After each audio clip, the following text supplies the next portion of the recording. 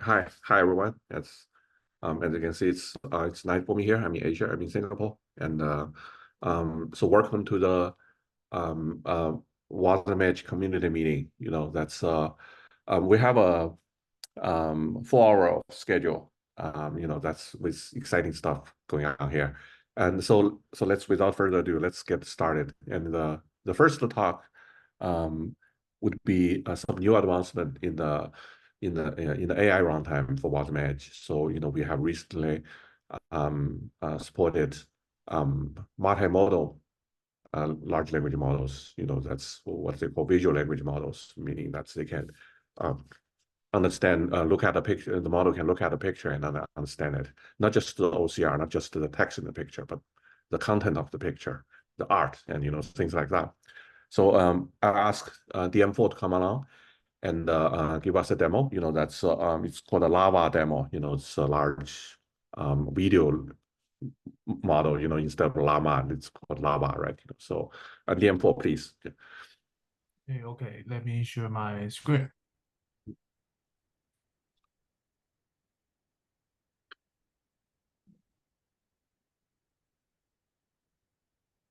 Okay, can everyone see my terminal now?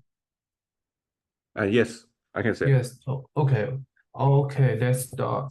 I'm here to demo our Wasm GGML plugin to currently support the multi-model called Llava model, and we support two format of pass the image as argument to the plugin. The first one is pass the image file path to our GGML plugin. So let's get started. I just download a image of Mona Lisa, and we can give this image to our Wasm plugin. Let me explain the arguments. The AM project is a multi-model projection model. We use it to convert the image. We pass images through the image parameter. It will convert the image to the byte string, like to the tokens for the this is the model that do the inference job. And yeah, that's it. So we can use our WasmEdge to ask the model question. For example, we can ask it like, do you know who drew these paintings?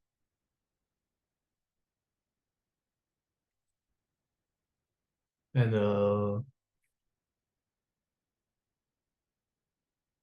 yeah, you can see the inference here too. The model just reply and tell us the answer of our question. We can ask one more question like, what is in this painting? To look how the model reply.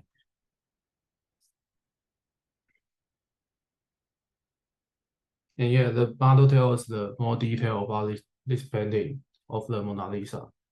And this is my first demo to show how we pass the image to our GGML plugin. And yet, for another example, we can convert the image to base64 encode.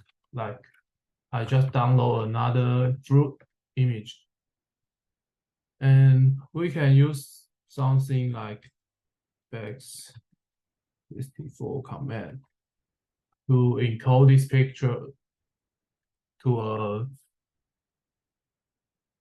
encode it. And in our Rust code, we can pass the image through the bytes string here and use a image tag in our prompt. This Rust program will insert the image into our user prompt and ask the model. Okay, so let's see again. It's for the picture. Okay. Okay. In this time we don't pass the image file here because we encode this image and pass it in our prompt. So we don't have to pass the image file here. Okay. So like previous example, we can ask the model what is in this picture. Oh, in this example, I use another Llava 1.67 billion model called Mistral 7 billion. And the model tells the picture shows very fruits, and we can ask something like, please tell me the kind of fruits that is not in the picture, and the model will and the picture does not contain apples. Yeah. In these two examples, I show how to pass the image to our GGML plugin. The first one is to pass the image file.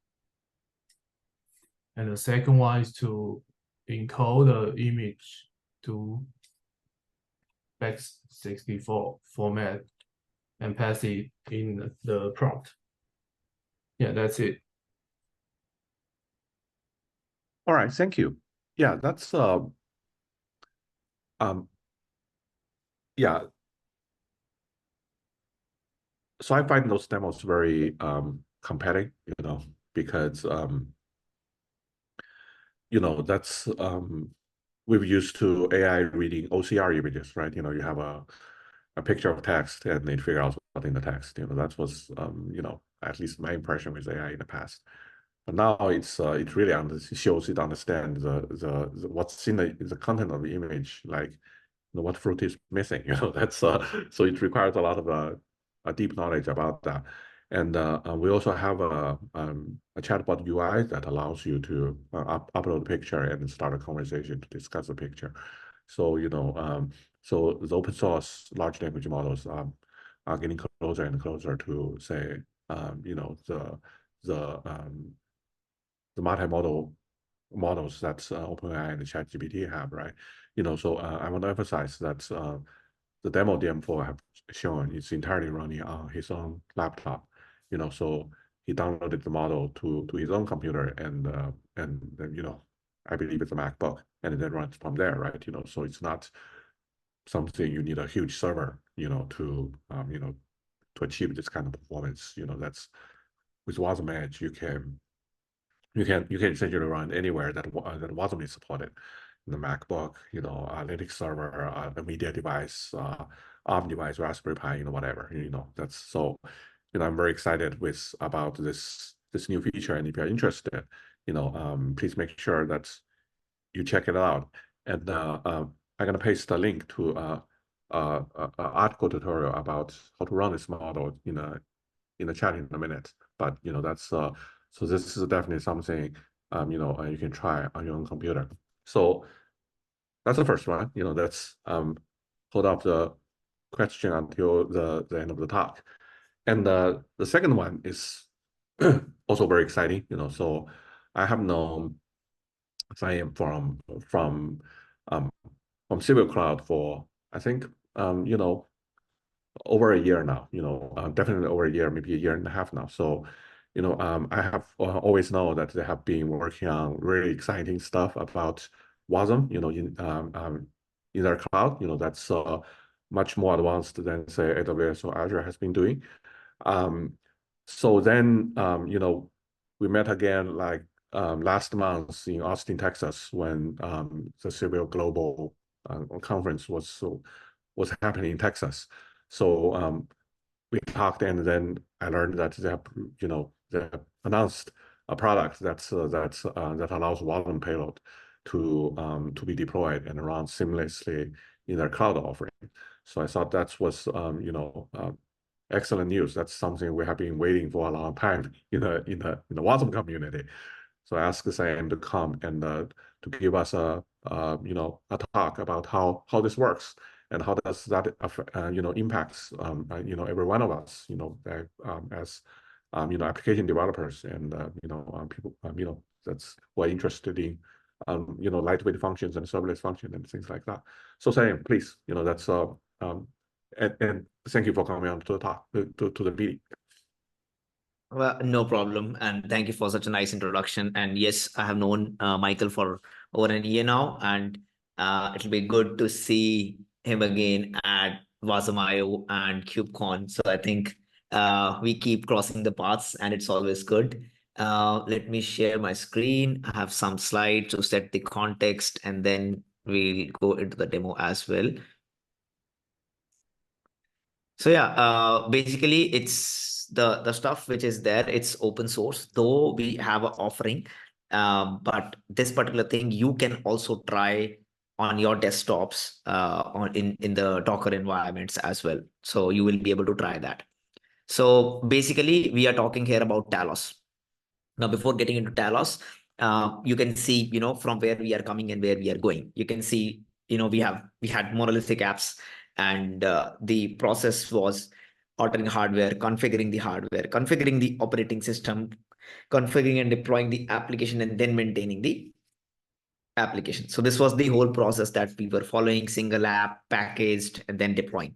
Then slowly, the microservices era came, that you can write in your own language, easy to scale, independent services. Do not build the entire application if there is only one microservices or a small piece of change in single API, and more into the API-driven approach, independent scaling of services. Then moving into the cloud native and containers era, containerizing these applications so that they can be distributed across any cloud, any platform, making it run as with the orchestrator like Kubernetes, so that it can manage hyperscales, it can manage dev stage, prod, hundreds of microservices deployed as container, and you can get auto scaling out of the box, and bunch of other features. So this is where we are. So we know like microservices are cool. We still write monolithic applications, it's fine. But most of the time in the cloud native way of things, that means cloud agnostic. That means you write the application on one cloud and you should be able to port that application across cloud if you want to. That's your choice. So it's all about flexibility, scaling, and making ease of development and deployment.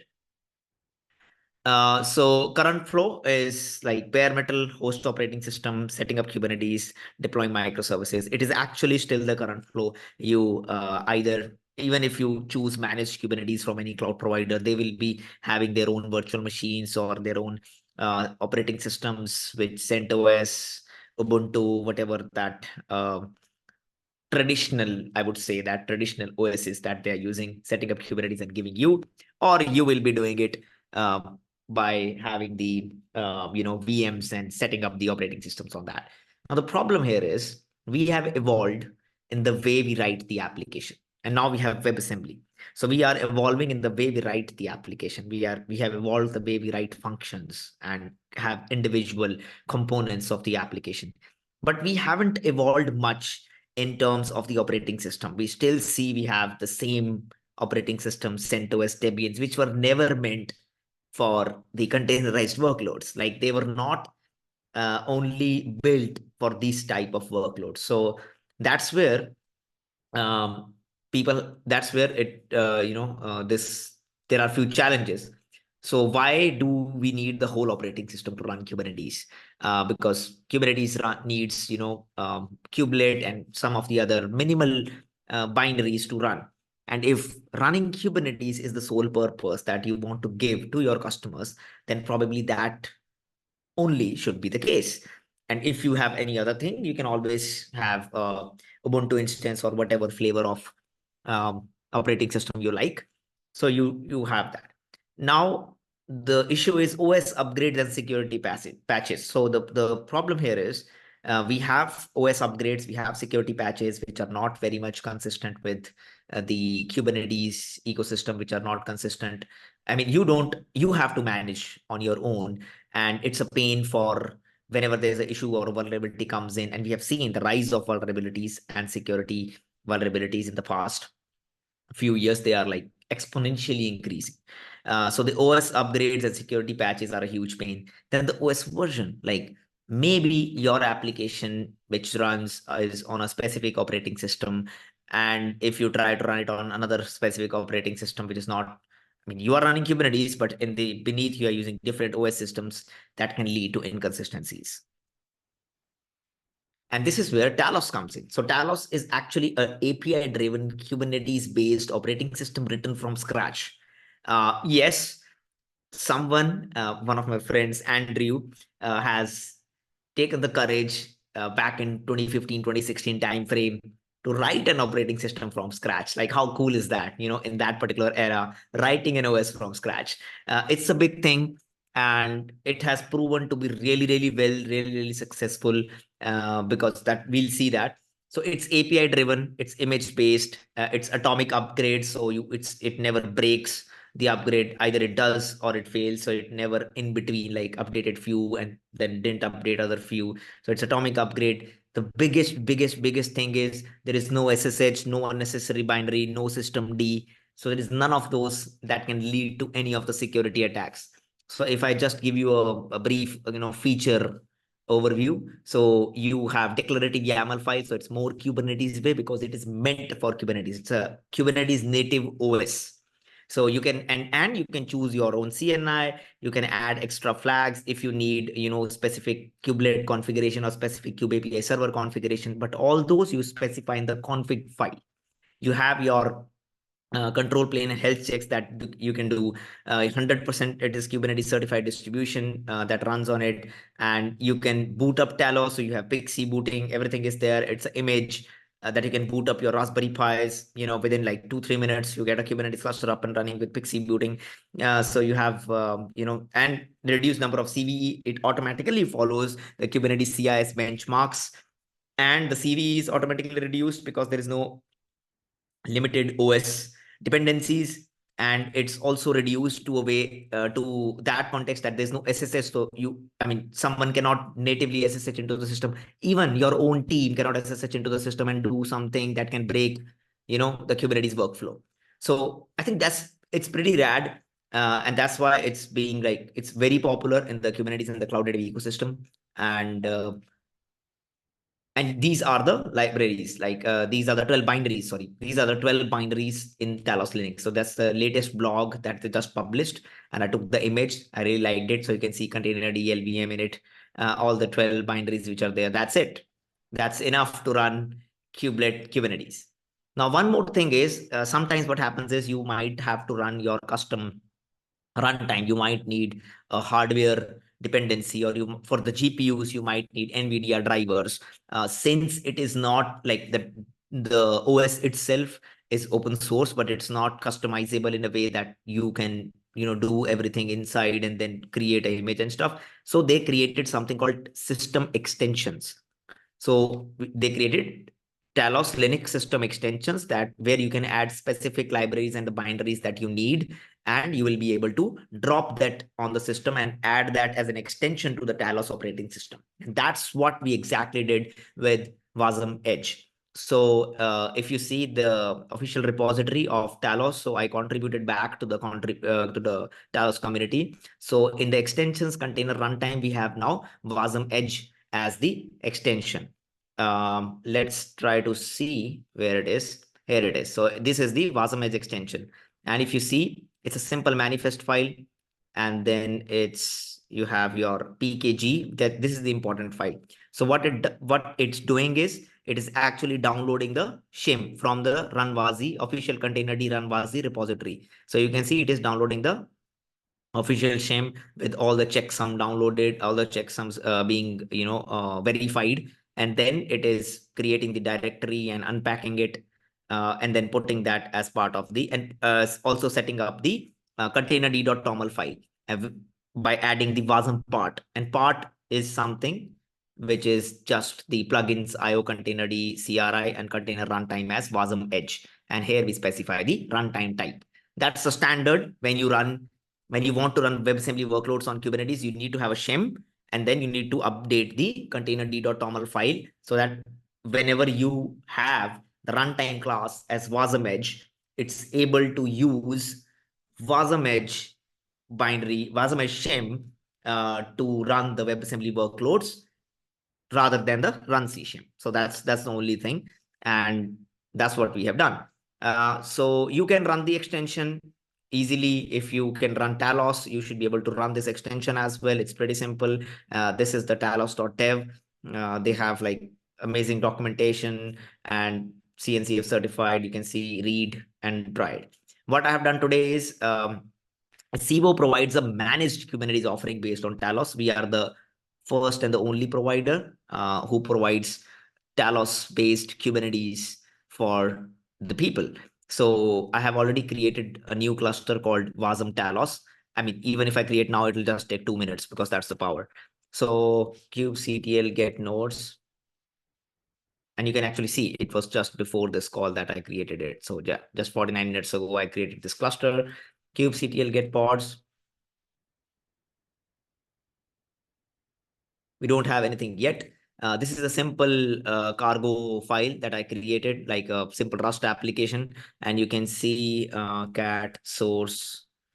I have just added hello WasmEdge community, and that's pretty much it. And then I have Dockerized it. So you can see the Docker file as well. Sorry. Docker file. So you can see it's a scratch image. So what it's doing is running cargo build target WasmEdge, Wasm32 Wazi release, and then copying the source target Wasm file and then putting it as the entry point. That's pretty much it that it's doing. And then comes the deployment file. So deployment file is simple. First, you need a runtime class. This is the one-time operation. So once you have the runtime class, you can run your WebAssembly workloads, and in the standard Kubernetes way, where you define the spec section, define the image name. Just one thing you need to add is the runtime class name. So you need to specify that we need to tell the Kubernetes API server that this particular workload that we want to run on this particular Kubernetes cluster has to be run on WasmEdge runtime. So let's create this.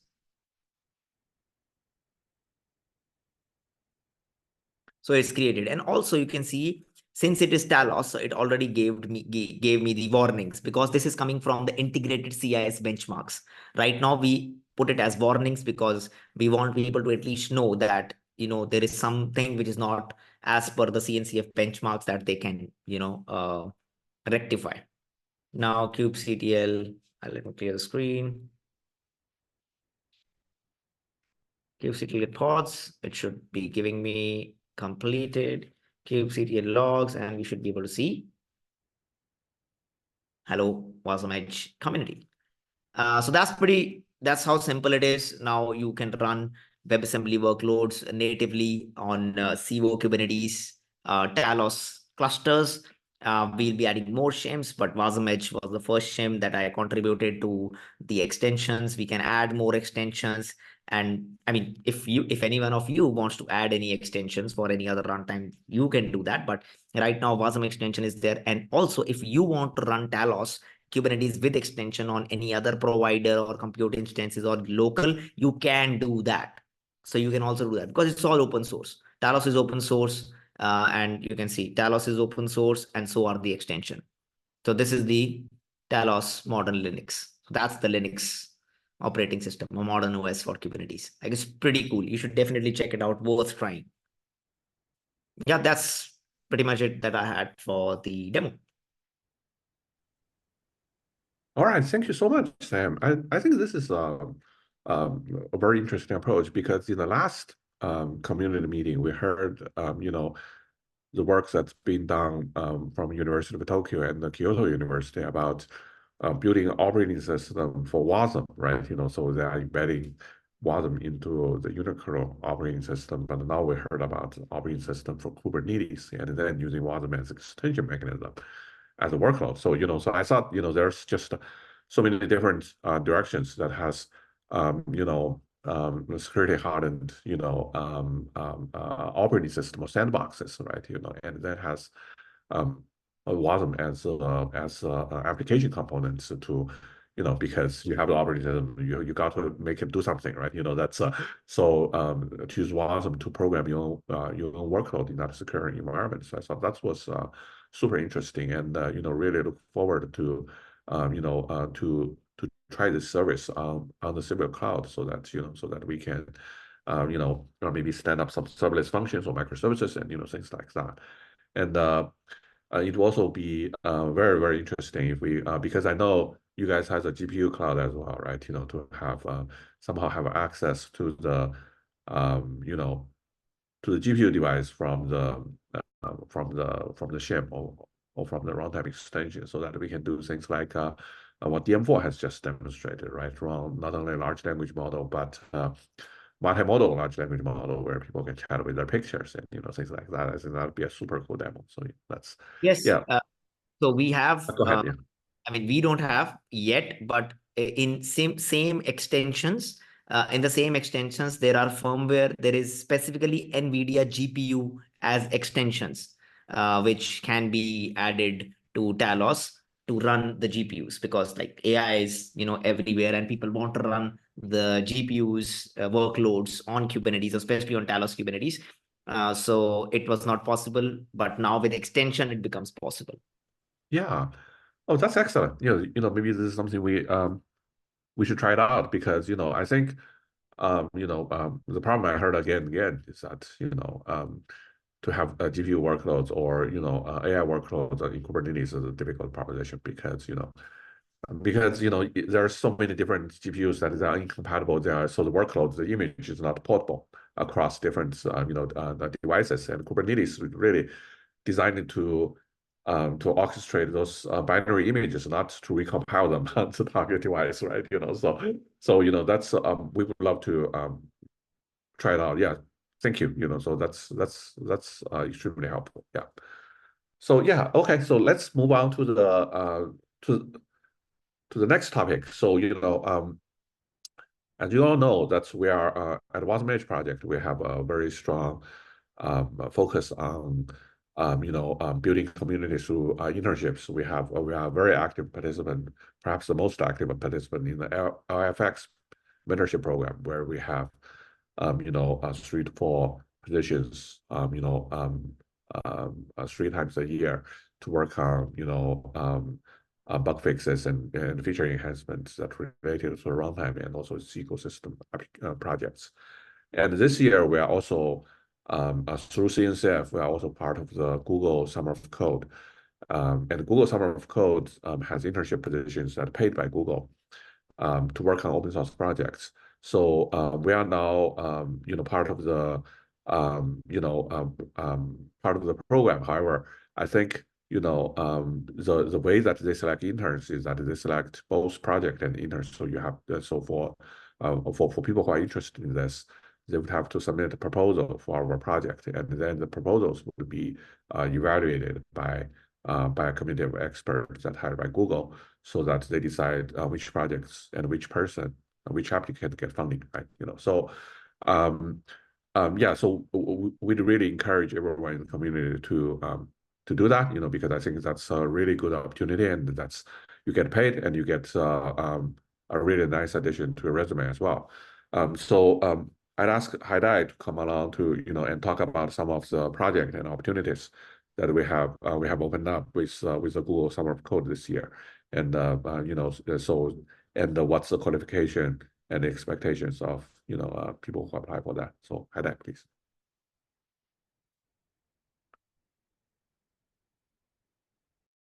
Hello, can you see my screen now? Yes, I can. Thank you. Okay, so let's start. Today I'm going to share our project ideas about the Google Summer of Code. So actually it's divided into 2 different groups. One is very related to the WebAssembly tooling, which is we would like to provide more debug information for the developers. So this is one proposal which is highly related to WebAssembly itself. Okay, and we have two. So the LLM and AI is a very hot topic now, right? So we have two different project ideas is related to a proposal called WasmEdge neural network, and actually it's an interface allow you to do some you can load the model and you can set some input tensor and do the computation such as inference. Okay, and then you can retrieve those outputs. So this proposal called the WasmEdge neural network will do this. Will provide some API and interface and a predefined type to handle all of this stuff. We already have the basic WasmEdge neural network plugin with two different backend. One is the PyTorch, and the other is Llama.cpp or GGML. Just DM4 demonstrate the functionality a few minutes ago. So in this summer of code, Google Summer of Code, we would like to enable more, more features which allow you to not only do the inference job with our plugin or with the WasmEdge neural network proposal. We would like to enable that you can fine-tuning your customized models with this plugin. So this is the top idea of these two issues. So let's go deeper. Let's talk about the Wasm code dump. Actually, if you execute a Wasm application and you will if everything works fine, then it's pretty good, right? However, if the application enters a trap, then most of the runtime, not only the WasmEdge, will only produce an error and told you that, oh, sorry, your program is crashed and crash at which function. That's all you have. However, if we want to dig into why or which part make this trap happen, there is no way to do that. So implementing the Wasm code dump is a spec defined in the WebAssembly tool conventions, and it's a special format, so you can save the stack frame, save the locals, globals, and function parameters, all of the information you need to reproduce or reconstruct the whole environment at the failure time. So that's why we would like to support this feature in this project idea. So if you want to apply this, please make sure at least you have a rough idea about what is the code dump. You can read this markdown file. Is not very long. You have to understand how it works, because there is a demo inside this file, so you can try it, and it will help you to write a more accuracy proposal to apply. Okay. The other thing is that we would like to because it's debug handling, so most of your implementation is hiding or is inside the the WasmEdge component. So when a trap is triggered, you have to dump all of the information from our runtime and to a special file.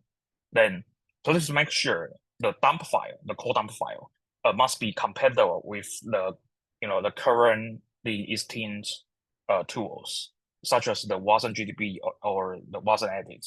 Okay, and because that the WasmEdge is is written in C++, so at least you must know C++. And about Wasm, actually it's not hard to learn, so that's fine. And debugging tool, you should at least use one of the debugging tool to make sure that how the code dump works. Otherwise, you may be have totally no sense what is the execution flow about this. So this is something that if you want to write your proposal, please make sure some detail you already gets in your mind. Then let's go to the PyTorch and GGML part. And actually, I put them into the same slide is because that they are all use the Wasm neural network proposal. The only difference is that they are different backend.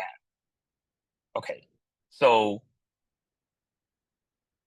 the inference behavior is almost the same between these two backend. All you need to do is because that fine-tuning in PyTorch and fine-tuning in Llama CPP is a totally different story. So please make sure you must not submit the same proposal for these two projects because they have different background. Okay. And we believe that when you use the PyTorch to do the fine-tuning, you may need to understand the PyTorch C library because the whole plugin is interact with the is C library. Okay. And if you are applying the Llama.cpp part, please make sure you use the Llama.cpp to fine-tuning a model. So you have the basic idea that's how it works. And because when you know how it works, you can write your milestone and separate your missions into a correct timeline. Okay, so please make sure that because our actually the existing Wasm neural network proposal do not contain any function related to the fine-tune. So you have to define your own fine-tuning function in the Wasm neural network proposal. Then you have to find out a way to to do the fine-tuning, and you have to save your pre-trained model, and you have another way to load the fine-tuning model and maybe apply it into the existing model and do some inference and show the demos. So that's the the high level missions that you will do during the Google Summer of Time if you are applying these two projects. Okay, so the same thing. You must know C++, and Wasm is not very hard to learn because most of the time you don't really write the Wasm itself. You will write a Rust or a C++ program and compile it to Wasm and then execute by the runtime. So most of the time you don't need to worry about Wasm. But you will need to know very details about how to use the PyTorch C API or PyTorch C library and how to use the Llama.cpp library to do that. Okay, and LLM fine-tuning experience is fine. Just if you do that before, you may have some sense about how to finish your proposal. Okay, so that's all about our project idea, and we have some Q&A because we received some message from other people. First, because Google Summer of Time is very focused on your proposal. If your proposal doesn't make any sense, then Google may reject it. So we don't need to prepare any pretest. We believe this they may not help anything. So we don't have pretest for Google Summer Code. Only you don't need to worry about that. And we will not reply any private question. All the discussion must be public, because there are so many people to send email and DM to us, and we don't have the ability to, to respond to all of that. So if you have a question, please, you encounter a bug, just write an issue on our GitHub. You have a question related to the project idea, you should leave your question under the project idea issues. Okay, so all of the project idea issue is on our GitHub issues and marked with the Google Summer of Time, the label. And if you have really only the quick questions, you can join our Discord channel and ask those questions.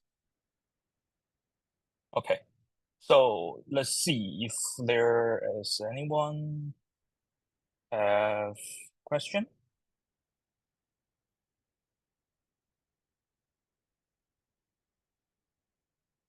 Oh, one thing I have to mention that you may not need to worry about the device you have, because the Llama, the CPP, and the PyTorch can execute the model, on the CPU only machine.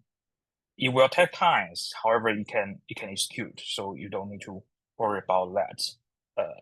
Yeah, so if you have any concern about the hardware, that's fine. So that's all I have. If you have question, please leave your question in the chat. Thank you.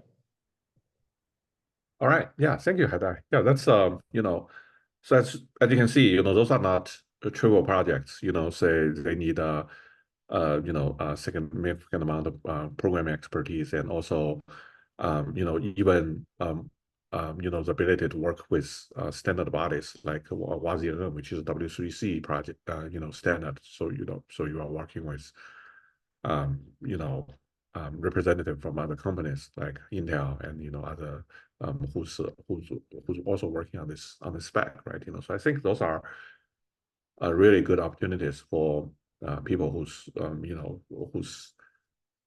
interested in this type of I would say more sophisticated open source, not just fixing a single bug or fixing a typo in the docs and things like that. So and that's also why it's a paid project. It's a paid position for multiple months, right? So we really think the amount of work would require at least a couple of months of full-time work. So that's but yeah, that's but if you're interested and if you can get it, I think this is a I've seen again and again people who have gone through those programs, like LFX mentorship and Google Summer of Code, are very competitive in the job market, because people know those are difficult projects. So anyway, yeah, that's so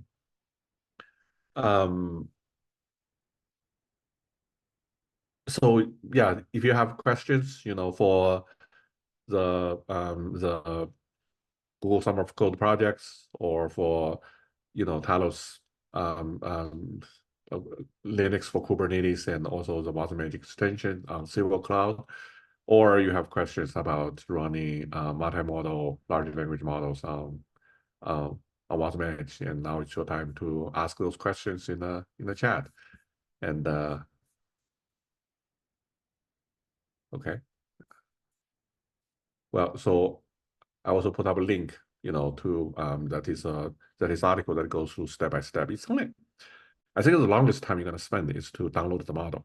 It takes 10 minutes, 5 minutes, 10 minutes to get the whole thing up and running on your own machine. It's really quite amazing, to me at least. What about GOSD? I think GOSD is a separate problem, is a separate issue. That's so they have a separate program. When it comes along, we will probably try to participate in that as well. But for this, so by the way, GOSD is Google Summer of Docs. It's a dedicated program for open source contributors to contribute to project documentations, right? So we were part of it last year, and So we built some of the documentation you see on our website were actually built by GSoC interns from last year. So is solving a few GitHub issues necessary for strong Wasm of code proposal? No, I think Google gonna review the proposal on its own merits. You can in the proposal you can talk about your past experience with this project and with the system, right? So you can. I think it would be could be beneficial to say that I resolved similar issues in the. I'm already familiar with the project, right? But I think overall, I think most applicants don't have that. So I think it's just it is a different process than FX mentorship. If you recall our FX mentorship, we have pre-test issues that the applicant has to solve before they can move on to be even considered, right? But the GSoC is different. That's Google is calling the shot. Google is deciding which proposal and which project to fund. All right.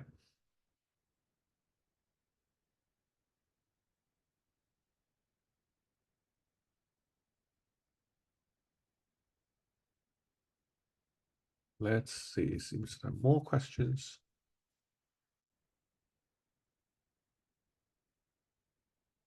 All right. Yeah. Thank you, guys.